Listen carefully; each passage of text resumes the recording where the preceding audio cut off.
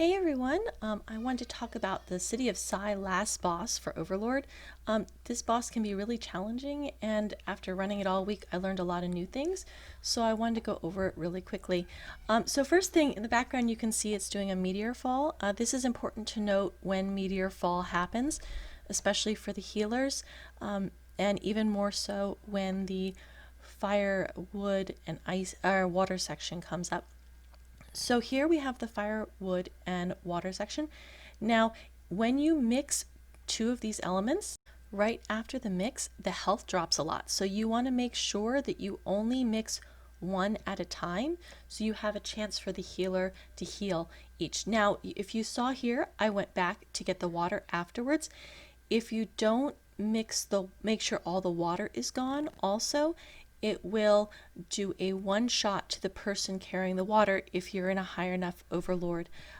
So just make sure that when you do the mix, they first you do one at a time for the fire and water, and then after the fire and water is done, you do make sure all of the water is gone to the wood. Now this is really tricky because during that mixing phase, at the end of it, there is a meteor phase. So you have to make sure to mix the fire, heal, mix any other fire, heal, and get the water in before the meteors start dropping. So we'll go ahead and look at that again with the meteor section here coming up at the next one. Also, I mean, you already know the dodging of these things. That's something that you've probably been doing tons of already. It's best if you're a tank to kind of keep the boss facing the same direction all the time so people are not running all over. I like to keep him facing the stairs. That way, when he changes those attacks, people know where to go. So here we are doing another one of these mixes.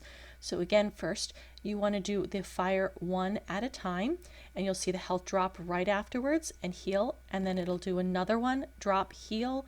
And now we have to make sure the water mixes with the wood. Now, here's the meteor phase.